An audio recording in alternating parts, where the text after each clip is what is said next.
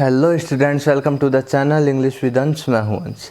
आज हम पढ़ेंगे आपकी क्लास 12th फ्लेमिंगो बुक की थर्ड पोएम। क्या नाम है? Keeping quiet. आपके पोइट हैं पैब्लो नेरूदा। बहुत ही फेमस पोइट है, आपको ध्यान होगा इन्हें लिटरेचर में नोबेल प्राइज़ भी मिला हुआ है, पैब्लो नेरूदा। ओके, तो आज हम एक पोएम पे डिस्कस करेंगे, कीपिंग क्वाइट। बहुत ही अच्छी पोएम है, आपके सिलेबस में बहुत ही अच्छी पोएम है और इसमें से हमेशा एक क्वेश्चन आता है। तो आज हम इस पोएम का पूरा एक्सप्लेनेशन करते हैं हिंदी में और समझते हैं अपने जो पोइट हैं वो क्या कन्वे करना चाह रहे हैं। कीपिंग क्वाइट, शांत रहने पर बल दिया है। आपके पोइट ने इस पोएम में जो इम्पोर्टेंस ऑफ क्वाइटनेस उस पर जोर दिया है। समझ आ गया? तो ऊपर या अब मैं जो चीज़ें बोल रहा हूँ उन्हें आप राइट डाउन भी कर लेना, क्योंकि आप जब थीम लिखोगे या फिर आप सेंट्रल आइडिया लिखोगे तो आप बिल्कुल लिख सकते हो। ओके, तो आपकी ये जो पोएम है कीपिंग क्वाइट, इसमें आपके जो पोइट हैं उन्होंने इम्पोर्टेंस ऑफ क्वाइटनेस एंड अपने को क्या बताया है कि अपने को इस प्रकार और टोटल इनएक्टिविटी के बारे में नहीं बोला है। अभी अपन पढ़ेंगे पूरी पोएम को, फिर आपको समझ आ जाएगा। ओके, तो एक इसमें म्यूचुअल अंडरस्टैंडिंग की भी बात आपके पोइट ने जाहिर की है। म्यूचुअल अंडरस्टैंडिंग यानी खुद को परखना। Okay, to introspect over self, आत्मनिरीक्षण करना। तो ये दो चार चीज़ें मैंने आपको बोली है, इनको ध्यान रखोगे। और अब अपन चलते हैं पोएम पर। इंट्रोडक्शन मैंने आपको बता दिया आपकी पोएम का, अब अपन चलते हैं टेक्स्ट पर। Now we will count to 12 and we will all keep still। Poet कह रहे हैं अब हम काउंट करेंगे 12 तक काउंट करेंगे। 12 तक ही क्यों कहा है आपके पोइट ने? क्योंकि घड़ी में 12 ही होते हैं ना। समझ आ गया आपको? तो उसी हिसाब से तो now we will count to 12। Okay, तो पोइट कह रहे हैं कि अब हम 12 तक काउंट करेंगे and we will all keep still, और हम बिल्कुल चुप रहेंगे, स्थिर रहेंगे, शांत रहेंगे। ओके, हम बिल्कुल चुप, शांत रहेंगे और स्थिर रहेंगे। समझना? For once on the face of the earth, और हम मतलब इस धरती पर, इस लाइन का अर्थ है इस धरती पे जिस पे हम रहते हैं, एक क्षण के लिए हम कुछ भी नहीं बोलेंगे, एकदम शांत और स्थिर, शांत चुपचाप रहेंगे। Okay, let's not speak in any language, और हम अब जब मैं 12 तक काउंट करूँगा तब तक आपको किसी भी लैंग्वेज में बोलना नहीं है। मतलब आपको कन्वर्सेशन नहीं करना है किसी भी लैंग्वेज में, कोई सी भी लैंग्वेज हो, आपको कन्वर्सेशन नहीं करना है, एकदम शांत रहना है, स्थिर रहना है, चुपचाप रहना है। ओके, अभी तक समझ रहे हो ना? जो जैसे बता रहा हूँ वैसे समझो एक बार। Okay, let's stop for 1 second, थोड़ी देर के लिए रुको and not move your arm so much, और हम जो अपनी बाहों को बार बार हिलाते रहते हैं, मीन अपन बार बार किसी काम में लगे हुए हैं, कभी किस काम में लगे हुए हैं। मतलब बिजी लाइफ है, एक तरीके से बिजी लाइफ है जिसमें हम अपने हाथों को तसल्ली नहीं देते। मतलब अपन हर काम ही करते जा रहे हैं, इतनी बिजी हो गई है आजकल की लाइफ, अपन काम ही करते जा रहे हैं, अपने को फुर्सत नहीं है, अपन अपने को समय नहीं दे पा रहे हैं। समझ आ रही है मेरी बात आपको? तो इसलिए कह रहे हैं पोइट आपके कि थोड़ी देर के लिए, जब तक मैं 12 तक काउंट करूं, अपन सबको चुप रहना, स्थिर रहना, शांत रहना है इस धरती पर। ओके, अपन जिस धरती पर रहते हैं, जिस अर्थ पे अपन रहते हैं, और अपने को किसी भी लैंग्वेज में कन्वर्सेशन नहीं करना है, बातचीत नहीं करनी है। लेट्स स्टॉप फॉर 1 सेकेंड, थोड़ी देर के लिए शांत रहो and not move your arm so much, और जो हम इतने बिजी लाइफ में अपने हाथों को मूव कर रहे हैं, मतलब इतने बिजी हैं अपन, तो थोड़ा सा इन्हें रिलैक्स दो। ओके, समझ आ गया फर्स्ट स्टैंजा? अभी अपन कंक्लूजन पे जाएंगे, अच्छी बात करेंगे। It would be an exotic moment. Exotic क्या होता है? स्ट्रेंज, अनफेमिलियर, विचित्र। ओके, तो क्या कि जब अपन ये सारी चीज़ें देखेंगे, यार भाई कि एकदम चुपचाप है सब, और ये क्या हो रहा है, कोई लैंग्वेज नहीं बोली जा रही है, कोई कुछ काम नहीं कर रहा है, तो एक तरह से ये एक एक्सोटिक मोमेंट ही तो होगा ना, अपने को अजीब सा लगेगा ना? बिल्कुल लगेगा। विदाउट रश, बिल्कुल कोई भीड़ भाड़ नहीं है, ट्रैफिक जो है इतना बुरी तरीके से जो ट्रैफिक होता है वो ट्रैफिक नहीं है। अपने को लगेगा भाई ये क्या बात हो रही है, विदाउट इंजन्स नहीं चल रहे हैं कहीं भी। मतलब समझ आ रहा है ना आपको जो पॉइंट आपके कहना चाह रहे हैं। मतलब विदाउट रश, जो भीड़ भाड़ की ज़िंदगी में अपन इतने बुरी तरीके से रश का मीनिंग है यहाँ पर हरी, जल्दीबाजी में अपन ये जो लगे हुए हैं ना, तो एकदम से एकदम शांत हो जाएंगे ना अपन पोइट के कहने पर। तो ये एक एक्सोटिक मोमेंट होगा। ओके, विदाउट इंजन्स कोई भी अपन देखेंगे तो कोई भी अपन सड़कों पर कोई भी वाहन नहीं चलेंगे तो अपने को एक अलग विचित्र चीज़ लगेगी ना।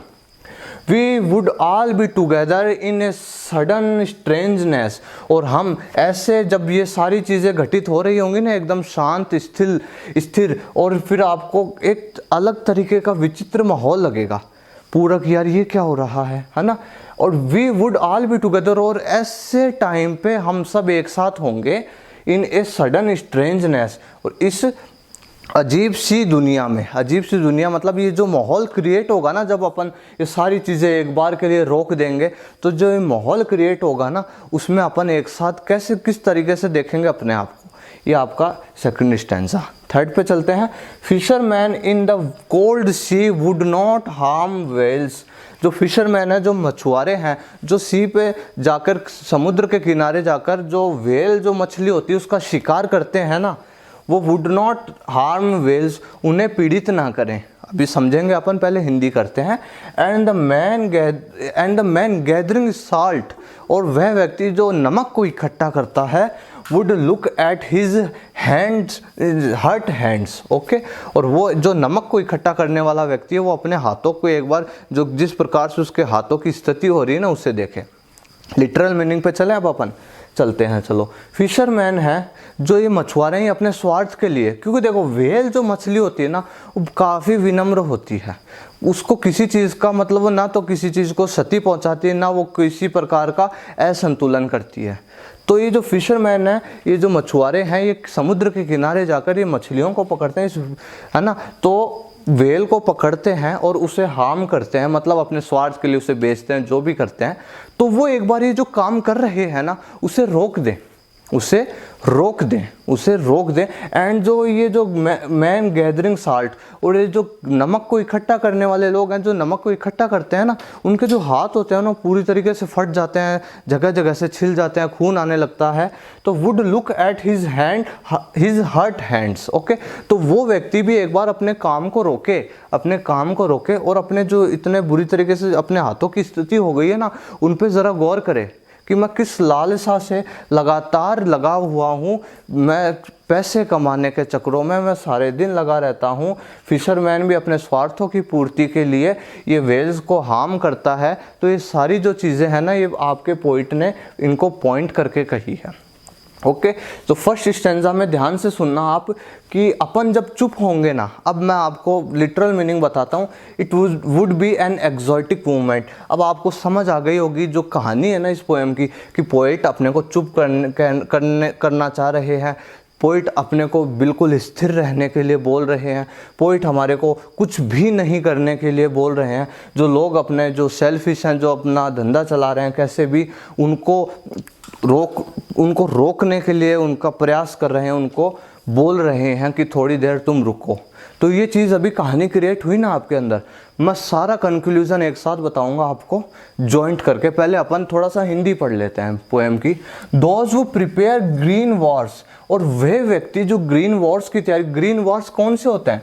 ग्रीन वॉर्स होते हैं जैसे जो ऐसे वॉर्स जो एनवायरनमेंट होता है ना अपना उसको क्षति पहुंचाते हैं, मीन जिसको हार्म पहुंचाते हैं। जैसे वॉर्स विद गैस, जो हाइड्रोजन टाइप के जो वॉर्स होते हैं ना, गैस के जो वॉर्स होते हैं उसको कहते हैं ग्रीन। और वॉर्स विद फायर, जो ग्रीन वॉर्स किन्हें कहा गया है? जो गैस से जो वॉर्स होते हैं। एंड वॉर्स विद फायर, जो आग से, मतलब जो एटम्स, जो भी अपन परमाणु बम गिरते हैं, जो भी हैं, ठीक है ना। दोज वो प्रिपेयर ग्रीन वॉर्स, जो भी ये जो वॉर्स की कल्पना कर रहे हैं, तैयारी कर रहे हैं कि उस देश से भिड़ेंगे, उस पर बॉम्ब गिराएंगे, उस पर ये गैस का प्रहार करेंगे, वो करेंगे। सुनना ध्यान से, विक्ट्री विद नो सर्वाइवर, अब सुनना ध्यान से एक बार, would put on clean clothes and work about with their brothers in the shade doing nothing. अब सुनना ध्यान से, ये जो लोग हैं ये एक दूसरे के ऊपर बम गिराने की तैयारी कर रहे हैं, उस देश को क्षति पहुंचाने की तैयारी कर रहे हैं। इसमें विजय किसी की नहीं है, विजय किसी की नहीं, चाहे वो देश जीत जाए। सुनना ध्यान से, victory with no survivor, victory किसी की नहीं है इसमें। क्यों भाई? क्योंकि देखो यार, जब वॉर होता है तो एक देश जीतता जरूर है, मगर हार्म तो दोनों देशों को होता है ना। ऐसा थोड़ी ना कि एक देश ने उसका काम तमाम करा है, अगले ने भी कुछ किया होगा। और इन वॉर्स के चक्कर में क्या होता है, इन वॉर्स के चक्करों में जो आम जनता होती है ना, वो बहुत तरीके से प्रताड़ित होती है, उसको भी काफ़ी इफेक्ट पड़ता है उन पर भी। समझ आ रहा है? तो विक्ट्री तो है मगर नो सर्वाइवर, मगर कोई जीतता नहीं है, जीतता नहीं है। क्योंकि देखो यार, वॉर में कोई देश जीत जरूर गया मगर उसकी वो जीत नहीं है, उसकी जो देश की जो स्थिति हो जाती है ना, वो जीत नहीं है उसकी। तो क्यों करने हैं वॉर्स? आपके पोइट कह रहे हैं वॉर्स भी रोक दो। ये जो ग्रीन वॉर की जो प्रिपेयर कर रहे हैं जो लोग हैं, वो एक दूसरे देश पे हमला करने की सोच रहे हैं, क्यों कर रहे हो? कोई नहीं जीतता है, कोई नहीं जीतता है। समझ आ गया? कोई नहीं जीता। Would put on clean clothes, एक अच्छे तरीके से, अब सुनना ध्यान से, would put on clean clothes. ये सारे जो लड़ाई झगड़े हैं, इन्हें छोड़ो। Would put on clean clothes का क्या अर्थ है? क्लीन क्लोथ्स का अर्थ है कि अपन स्वच्छ कपड़े पहने। स्वच्छ कपड़े तो समझ आ गया आपको? मतलब कि ये जो भी मसले हैं ना, जो भी मामले हैं, उनको क्लीन क्लॉथ का एक सिंबल मीनिंग बताता हूँ मैं आपको, कि सुंदर वस्त्र या स्वच्छ वस्त्रों से नहीं, अपन इस प्रकार से मतलब अपने आप को ड्रेस्ड करें अपने चरित्र में, कि जो भी मसले हैं, जो भी मामले हैं, जो भी मुद्दे हैं, उन्हें अपन भाईचारे से, क्लीन क्लॉथ्स यानी अपन विनम्रता से, शांतिपूर्वक उन्हें ख़त्म करें बजाय वॉर्स के। समझ आ गई बात? कनेक्ट कर दिया ना अपन ने। तो ये जो क्लीन क्लॉथ्स हैं उसका अर्थ यही है कि अपने को ये जो वॉर्स हैं इनकी बजाय अपने को विनम्रता से बैठकर समझौते से अच्छे तरीके से जो भी मामले हैं, जो भी मसले हैं, उनको सुलझाना चाहिए। And walk about with their brothers, और ब्रदर्स यानी हम सभी को एक दूसरे के साथ भाईचारे से रहना चाहिए। हर एक देश को दूसरे देश के साथ भाईचारे से रहना चाहिए। In the shade doing nothing, और अपने जो उस प्रकार, इन द शेड यानी ट्रीज की शेड में, पेड़ की छाँव में, मतलब जब अपन भाईचारे से रहेंगे ना यार, भाईचारे से रहेंगे और अच्छे तरीके से एक दूसरे को समझेंगे, तो ये जो स्थिति उत्पन्न होती है वो नहीं होगी। समझ आ गया? Okay. What I want should not be confused with total inactivity। अरे ये मैं जो कह रहा हूँ कि मैं आपको स्टिलनेस के लिए कह रहा हूँ, मैं आपको क्वाइटनेस के लिए कह रहा हूँ, मैं आपको साइलेंट हो जाओ ये कह रहा हूँ, इसका मतलब आप ये मत समझ लेना कि टोटल इनएक्टिविटी, कि पूरी तरीके से आप निष्क्रिय हो जाओ, पूर्ण निष्क्रियता। सुनना ध्यान से, अब अपन कंक्लूजन करेंगे पोयम का। पूर्ण निष्क्रियता के लिए नहीं मैं आपको कन्वे कर रहा हूं भाई कि आप पूर्ण निष्क्रिय हो जाओ, कुछ करो ही मत। Life is what is about, I want no truck with death. अब जैसे आप पूर्ण निष्क्रिय हो जाओगे ना, पूर्ण निष्क्रिय हो जाओगे, तो जो जीवन है ना वो किसके समान हो जाएगा? डेथ के समान हो जाएगा। मतलब जो पूर्ण निष्क्रियता है ना वो किसके बराबर है? डेथ के बराबर है। तो मैं हूँ, पोइट कह रहे हैं, मैं हूँ ना जो वो टोटल इनएक्टिविटी के बारे में नहीं बोल रहा हूँ, क्योंकि टोटल इनएक्टिविटी तो किसके समान है? डेथ के समान है। I want no truck with का अर्थ होता है संबंध, कि मेरा संबंध डेथ से नहीं है। तो आप इजी वे में समझो कि मैं जो आपको इतनी देर से ये चुपचाप होने के लिए, कुछ भी नहीं करने से, सारी चीज़ों को बंद कर देने से, वॉर्स नहीं लड़ने से, सभी के साथ भाईचारे रखने के लिए, एकदम अपने आप सभी को प्रति एकदम अपन विनम्रता से बोले, अपन शांत हो जाएं, कुछ भी नहीं करें, इसका मतलब टोटल इनएक्टिविटी नहीं है। क्योंकि टोटल इनएक्टिविटी तो क्या है? डेथ है। पूर्ण निष्क्रियता मृत्यु के बराबर है। Okay. If we were not so single, पहले एक बार सुनना ध्यान से। तो पॉइंट जो है आपके, क्वेश्चन आता है आपका कि टोटल इनएक्टिविटी के बारे में कन्वे कर रहे हैं क्या? तो ध्यान रखना, टोटल इनएक्टिविटी के बारे में कन्वे नहीं कर रहे हैं आपके पोइट। क्यों भाई? क्योंकि यार देखो, टोटल इनएक्टिविटी डेथ के बराबर है। अब सुनना वो क्या कहना चाह रहे हैं कि आप काम करो, अभी अपन उदाहरण देंगे उससे समझेंगे, ओके, कि आप काम तो करो मगर जो अव्यवस्था फैलती है, जो भी अपन जिस प्रकार से हड़तबड़ी में काम करते हैं, बुरी तरीके से बिजी लाइफ में जी रहे हैं, अपने पास अपने लिए समय नहीं है, वो चीज़ मत करो, ओके। अभी चलते हैं अपन आगे। If we were not so single minded, अगर हम नॉट सो सिंगल माइंडेड, अगर हम ज़्यादा ही सिर्फ अपन अपने लिए ही सोचते हैं। देखो, अपन ज़्यादातर जो इस संसार में जो लोग रहे हैं, ऑब्वियस है यार कि वो सब आजकल अपने लिए ही सोचते हैं, okay. About keeping our lives moving, okay, कि अपने बारे में सोचते हैं कि किस तरह से यार मैं ये काम करूँ, ये मेरे लिए, इस काम से मेरे को बेनिफिट है तो मैं ये काम करूँगा, दूसरा जाए बाढ़ में, ठीक है। And for once could not do nothing, okay, मगर क्या परहैप्स ए ह्यूज साइलेंस, मैं ये थोड़ी ना, अब आप लोग सब अपना अपना स्वार्थ सिद्ध कर रहे हैं, तो एक साइलेंस इस प्रकार का भी होगा, माइट इंटरप्ट दिस सैडनेस, जो भी ये सैडनेस है ना, जो भी ये दुख का वातावरण बना हुआ है, उसे इंटरप्ट करेगी, उसे बाधित करेगी। Of never understanding over self, क्योंकि यार देखो, end of threatening over self with death. अब सुनना ध्यान से कि ऐसे कहना चाह रहे हैं आपके पोइट कि अपन अगर सिर्फ अपने बारे में ही सोचते रहेंगे ना, अपने बारे में ही सोचते रहेंगे और अपन सो सिंगल माइंडेड रहेंगे, तो क्या होगा, अपन जो जितना ग्रोथ कर सकते हैं ना वो तो कर लेंगे, मगर जो अपना दूसरे से संबंध है वो विकसित नहीं हो पाएगा। And for once could do nothing perhaps a huge silence, और ये जो एक ह्यूज साइलेंस हो जाएगा एक तरीके से लोग अपनी ही जीवन शैली जिएंगे, दूसरों की सोचेंगे ही नहीं। समझ आ गया आपको? और वो किसके बराबर है ये? और of never understanding over self, और उस दुख किस चीज़ का होगा? वो दुख इस चीज़ का होगा क्योंकि हमने यार कभी अपने आप को ढंग से समझा ही नहीं। क्यों नहीं समझा? क्योंकि हम तो यार इस रश में, इस भीड़ भाड़ भड़कम, अपन मतलब इतनी तरीके से बिजी हैं इस लाइफ में, अपन अपने को तो समय दे ही नहीं रहे हैं। तो एक अपन सैडनेस क्रिएट होगी वो, कि अपन खुद को तो समय देते ही नहीं है यार। अपन काम कर रहे हैं, सारे काम कर रहे हैं, लगातार काम कर रहे हैं, मजबूरी वर्ष काम कर रहे हैं, मगर खुद के लिए भी तो समय निकालो, ओके। फिर वो जो अंडरस्टैंडिंग ऑफ आवर सेल्फ, जो जब अपने को इस सैडनेस होएगी, तब वो भी एक डेथ के बराबर ही है। अब ध्यान से सुनना, अब अपन कनेक्ट करेंगे सारी पोएम को एक साथ, ये एक स्टैंजा पढ़ने के बाद। Perhaps the earth can teach अस, जो पृथ्वी है वो शायद हमें बहुत कुछ सिखा सकती है। अब ध्यान से सुनना, बहुत इंपॉर्टेंट स्टैंजा आपकी पोएम का। Perhaps the earth can teach अस, ये जो पृथ्वी हमारे को यार बहुत कुछ सिखा सकती है। As when everything seems dead and later proves to be alive, okay. पृथ्वी है, ये हमारे को यार बहुत कुछ सिखा सकती है। कैसे? कि यार पृथ्वी अपन जैसे अपन वर्तमान में है, जिस सिचुएशन में भी आप बैठे हो, आपको लग रहा है पृथ्वी घूम रही है? लग रहा है क्या? नहीं लग रहा ना आपकी पृथ्वी घूम रही है, या फिर कोई मूवमेंट हो रहा है? नहीं हो रहा ना।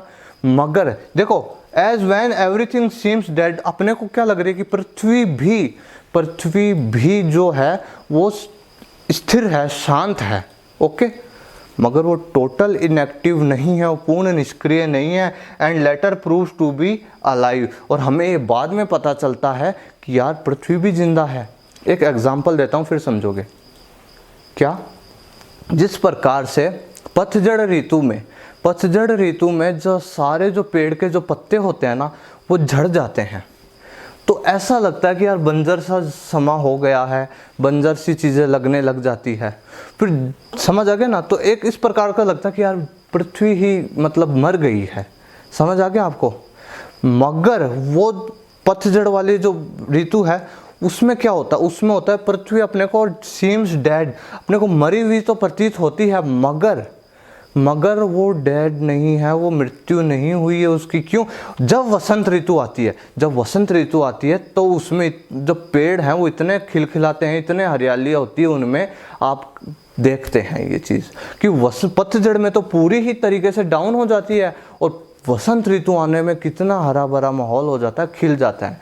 तो क्या कन्वे करना चाह रहा है पोइट, मैं आपको बताता हूँ कि भाई पृथ्वी है ना, वो भी ऐसे हड़ताबड़ में कुछ नहीं कर रही है कि ऐसे रस में बुरी तरीके से हर चीज़, वो भी शांत तरीके से अपना काम कर रही है। पॉइंट अपने को बस यही कहना चाह रहे हैं कि आप सब कुछ करो मगर शांत तरीके से करो, सहजता से करो, विनम्रता से करो, थोड़ा सब्र करके करो, थोड़ा यार सांस तो लो, समझ आई, थोड़ा रिलैक्स तो दो अपने आप को और करते रहो। क्यों, देखो जो पृथ्वी अपने को पतझड़ ऋतु में मृत्यु के समान लगती है, वो वसंत ऋतु में कितनी खतरनाक बनती है। तो उसी प्रकार से आपके पॉइंट कन्वे करना चाह रहे हैं कि भाई आप भी इसी प्रकार से बनो कि आप भी अपनी मेहनत जारी रखो, आप जो कुछ भी कर रहे हो उसे अच्छी तरीके से धीरे धीरे करते रहो, चाहे करते रहो, शांत करो, बिना फालतू ढिंडोरा पीटने की ज़रूरत नहीं है। आराम से जो कुछ भी कर रहे हो थोड़ा सा रिलैक्स मूड में करो, अच्छे से धीरे धीरे करो, स्लोली आराम से चलने दो, है ना।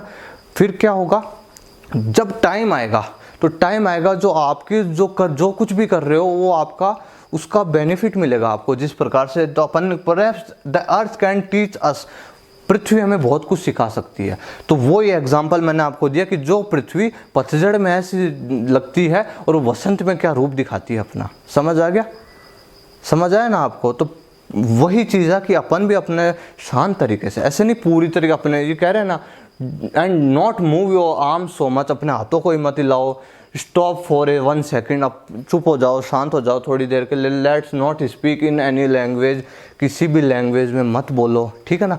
अभी आते हैं लाइन पर। Now I will count up to 12 and you keep quiet and I will go. अब चलो मैं 12 तक काउंट करता हूँ, आप चुपचाप रहिएगा और मैं चला जाऊँगा। आपकी पोएम फिनिश, मगर आप सुनना, अपन आते हैं लिटरल मीनिंग पे। ये तो आपको मैंने बता दिया, समझ आ गया ना। अर्थ का एग्जाम्पल बहुत ज़रूरी है, ठीक है ना, समझ आ गया होगा। अब सुनना, मैं आपके जो स्टैंजा उनको जो सबको सिमिलर एक साथ लाके मैं आपको बता देता हूँ कंक्लूजन आपकी पोएम का, जिसे आप थीम भी कह सकते हो या सेंट्रल आइडिया भी कह सकते हो, या आपके पोइट ने जो मैसेज दिया वो भी कह सकते हो। देखो, टोटल इनएक्टिविटी नहीं बोला है आपके पोइट ने कि देखो अपन जिस प्रकार से, अब सुनना ध्यान से, पूरी पोएम का अपन कंक्लूजन निष्कर्ष पर आ रहे हैं, ओके, कि यार जिस प्रकार से हम बुरी तरीके से इस रश में, इस भीड़ भाड़ में, ये ज़िंदगी जो अपनी भीड़ भाड़ हो गई है ना, इतनी बुरी तरीके से अपन इसे बिता रहे हैं, अपन जीवन यापन कर रहे हैं, थोड़ा सा रिलैक्स हो, थोड़ा अपन दूसरों के लिए जी रहे हैं, खुद के लिए समय निकालें, तो क्या होगा क्या, म्यूचुअल अंडरस्टैंडिंग क्रिएट होगी। म्यूचुअल अंडरस्टैंडिंग है ना जो, वो क्रिएट होगी। फिर क्या होगा, फिर उससे क्या होगा, म्यूचुअल अंडरस्टैंडिंग से अपन क्या करेंगे, to introspect over salvage, okay. तो म्यूचुअल, अब जब अपन थोड़ा शांत रहेंगे, विनम्रता से सारे कार्य करेंगे, थोड़ा धैर्य के साथ, थोड़ा सा खुश रहकर, कि इतने अपने को खुद ब्लेम नहीं करेंगे, ओके, तो क्या होगा, एक म्यूचुअल अंडरस्टैंडिंग क्रिएट होगी। थोड़ी देर शांत रहेंगे, थोड़ा समय निकालेंगे पूरे दिन में जिसमें अपन शांत रहेंगे। सुन रहे हो ध्यान से, कि ऐसा थोड़ा सा समय निकाले दिन में, उसमें अपन थोड़ा शांत रहें। उस शांत रहने से क्या होगा, मैंने आपको पोएम स्टार्ट होते ही कह दी थी, in this poem the poet speaks about the importance of the quietness, okay. तो जो क्वाइटनेस मतलब जो शांति है ना, उसके बारे में बता रहे कि देखो थोड़ा सा समय निकालो आप अपने लिए। पोइट क्या कह रहे हैं, ये सब कर रहे हैं ना, वो करते रहो, शांति से करो, करते रहो, ज़्यादा उसका ढिंडोरा मत पीटो, आराम से सहजता से करो, मगर थोड़ा सा समय खुद के लिए निकालो। थोड़ा सा समय आप जब खुद के लिए निकालोगे तो एक म्यूचुअल अंडरस्टैंडिंग क्रिएट होगी आपके अंदर, और आप के फिर म्यूचुअल अंडरस्टैंडिंग क्रिएट होने के बाद टू इंट्रोस्पेक्ट ओवर सेल्फ, फिर आप अपने आप का आत्मनिरीक्षण करोगे। पोइट बस ये जो 2 चीज़ है ना, इस पर अपनी पोएम पूरी बेस्ड है। तो देखो, म्यूचुअल अंडरस्टैंडिंग, जब आप स्वयं का शांत जगह में आप स्वयं का म्यूचुअल अंडरस्टैंडिंग है ना, और टू इंट्रोस्पेक्ट ओवर सेल्फ, जब आप खुद को, आप अपना आत्मनिरीक्षण करोगे, सेल्फ एनालिसिस करोगे, तो क्या होगा, आप समझोगे कि मेरा भाई व्हाट आई एम, मैं क्या हूँ, मुझे क्या बनना है, मेरा क्या उद्देश्य है जीवन में, इस जीवन का मेरा क्या उद्देश्य है, मैं ये काम प्रेजेंट में जो कर रहा हूँ मुझे फ्यूचर में इसका बेनिफिट मिलेगा क्या। पास्ट को भूल जाओ, जो पास्ट के अच्छे लम्हे हैं उन्हें याद करो, क्योंकि पास्ट के बुरे लम्हे अपने प्रेजेंट को भी ख़राब करते हैं, और अगर अपन प्रेजेंट में ख़राब रहते हैं तो अपना फ्यूचर भी ख़राब ही जाता है। क्योंकि जो कुछ आज अपन प्रेजेंट में कर रहे हैं ना, आज अपन जो प्रेजेंट में कर रहे हैं उसी से ही अपना फ्यूचर डिसाइड होगा। समझ आई मेरी बात आपको। तो पास्ट के जो हंसी लम्हे हैं, जो अच्छे लम्हे हैं उन्हें आप रिकॉल करें, जो बुरे लम्हे हैं उन्हें इरेज कर दें, क्योंकि वो आपको आगे बढ़ने में बाधित करते हैं। तो देखो, शांत रहोगे, ये तो एक अलग बात मैंने आपको मेरी तरफ से बताई, मगर आप सुनना ध्यान से। तो क्या टू इंट्रोस्पेक्ट, और जब आप शांत रहोगे तो आप टू इंट्रोस्पेक्ट ओवर सेल्फ, आप खुद का आत्मनिरीक्षण करोगे कि भैया आज मैंने ये काम करा, ठीक है, मैं ज़िंदगी में कुछ उखाड़ रहा हूँ, मैं कर रहा हूँ, मेहनत कर रहा हूँ, मैं फालतू नहीं बैठा हूँ सबकी तरह, मैं खुद को आप एप्रिशिएट करा करो। तो यही आपके पोइट कहना चाह रहे हैं इस पोएम में कि आप थोड़ा सा समय खुद के लिए निकालें, थोड़ा सा समय खुद के लिए निकाल के टू इंट्रोस्पेक्ट ओवर सेल्फ, आप अपने आप का थोड़ा सा आत्मनिरीक्षण करें। मैंने ये काम करा, मैंने आज पूरे दिन में, हाँ मैंने समय बर्बाद नहीं करा, हाँ मैंने भविष्य के लिए और अग्रसर हूँ, मैं अच्छे तरीके से सहजता से काम कर रहा हूँ, रस जो है वो है, जो भीड़ भड़का है वो सब कुछ है, मगर थोड़ा समय अपने आप के लिए निकालें। जिससे अब देखो, थोड़ा समय अब जब अपने आप को अपने लिए अपन निकालेंगे तो अपन जो काम कर रहे हैं उसके अलावा अपने को और समय होगा। क्या देखेंगे अपन, ब्यूटी ऑफ द नेचर, अपन अपनी जो प्रकृति की सुंदरता है उस पर ध्यान देंगे, अपने फैमिली में थोड़ा सा ध्यान देंगे, अपन खुद पर थोड़ा ध्यान देंगे। जो ये अपन ये रस में लगे हुए हैं ना, ये भीड़ में, उससे हटकर थोड़ा सा खुद के लिए समय निकालो, प्रकृति को देखो, नई नई चीज़ें सीखो, अपने फैमिली में ध्यान दो, खुद पर ध्यान दो। बस आपके जो पोइट हैं उन्होंने यही कन्वे करना चाहा है इस पोएम में कि इम्पोर्टेंस ऑफ क्वाइटनेस, ये जो है वो स्थिति है। ओके, देखो एक चीज़ और, it would be an exotic moment. अब जैसे आपको अभी जो अपन रश में है ना, तो देखो अब जब अपन खुद को थोड़ा सा आत्मनिरीक्षण करेंगे ना, तो अपने को यार लगेगा यार मेरे में तो ये खूबी भी है। अपने को अलग अलग अपनी जो खूबियाँ हैं ना वो निकलेगी अपने बाहर, जब अपने आप का आत्मनिरीक्षण करेंगे तो अपनी खूबियाँ बाहर निकलेगी। और अपन देखेंगे यार प्रकृति में तो काफ़ी परिवर्तन है, अपनी प्रकृति कितनी अच्छी है, अपनी नेचर कितनी अच्छी है, अपनी अर्थ कितनी अच्छी है, अपना जो पूरा एनवायरनमेंट है वो कितना अच्छा है। समझ आई मेरी बात आपको। तो ये भी एक एक्सोटिक मोमेंट होगा, स्ट्रेंज अनफेमिलियर मोमेंट होगा। तो आपको क्या करना है, एक मैसेज ये आपको सीखना चाहिए इससे। अच्छी पोएम है आपकी। तो आपको क्या करना है, टू इंट्रोस्पेक्ट ओवर सेल्फ, खुद का आत्मनिरीक्षण करिएगा, सेल्फ एनालिसिस। रोज़ थोड़ा सा समय खुद के लिए निकालें एंड अपने आप को समझें, अपनी क्वालिटीज़ को समझें और आगे बढ़ें। ओके, तो काफ़ी मैंने आपको डिटेल में बता दिया आपकी ये जो पोएम है। वैसे इतना कोई ज़्यादा नहीं बताना चाहिए था, क्योंकि अगर आपकी पोएम तक ही मैं सीमित रहता तो ये मैं कब ही पढ़ा के ख़त्म कर देता। मगर मैंने आपको बिहाइंड स्टोरीज, पोइट क्या कन्वे करना चाह रहे हैं, मतलब आपको इतना सब कुछ बता दिया कि आपके जो एक्सप्लेनेशन आती है ना एग्ज़ाम में आपके आता है ना रेफरेंस टू कॉन्टेक्स्ट, कोई स्टैंजा दे देंगे ऐसे, सप्रसंग व्याख्या कीजिए इन हिंदी। ओके, सप्रसंग व्याख्या कीजिए। तो मैंने आपको इतना अच्छे तरीके से बताया कि आपके पास काफ़ी सारा मटेरियल है, काफ़ी सारा कंटेंट है जो आप लिख सकते हैं। ओके, तो बहुत ही अच्छी पोएम है, आपको इससे सीखना चाहिए, टू इंट्रोस्पेक्ट ओवर सेल्वेज। और जो इंट्रोस्पेक्शन है तो आपको इन फ्यूचर भी काम आना ही है, हमेशा करिए।